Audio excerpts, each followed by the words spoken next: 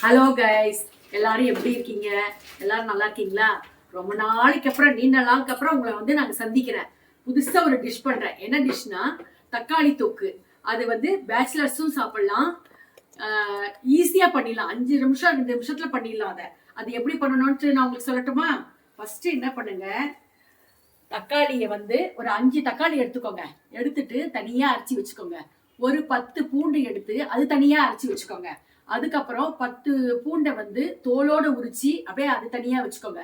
First என்ன பண்றீங்க, ஒரு கடாயில, அதான் வானலியில வானலி கடாய் ரெண்டுமே ஒண்ணுதாங்க. அதுல வந்து எண்ணெய், கடுகு, ஜீரகம், வெந்தயம், பெருங்காயம் எல்லாத்தையும் போட்டுக்கோங்க. நல்லா வறுத்து பொரிஞ்சு வந்த பிறகு இந்த பூண்டு அரைச்ச விழுதியும் போட்டுக்கோங்க. அதையும் கொஞ்சம் கலருங்க. அதுக்கப்புறம் 10 பூண்டு உரிச்சு வச்சிருக்கீங்க பாத்தீங்களா, அதையும் போட்டுக்கோங்க. அதையும் வந்து நல்லா கலருங்க.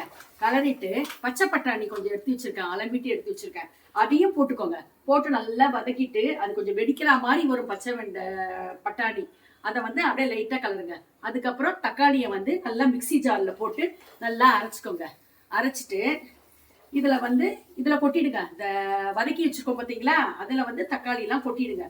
கொட்டிட்டு கொஞ்சம் மஞ்சள் பொடி, உப்பு எல்லாம் போட்டுருங்க. அதுல கொஞ்சம் வந்து காஷ்மீர் மிளகாத்தூள் ஒரு 2 ஸ்பூன் போடுங்க.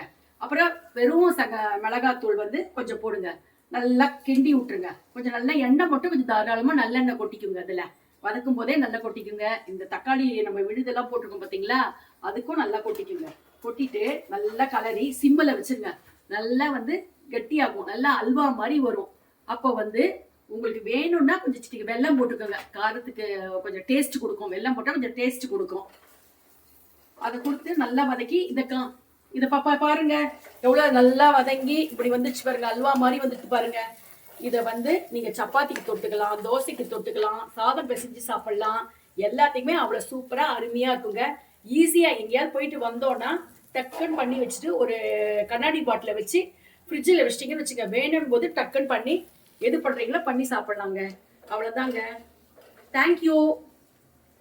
Like and share and subscribe to the video. இது வந்து தக்காளி தொக்கு இல்லை, பூண்டு தக்காளி தொக்கு.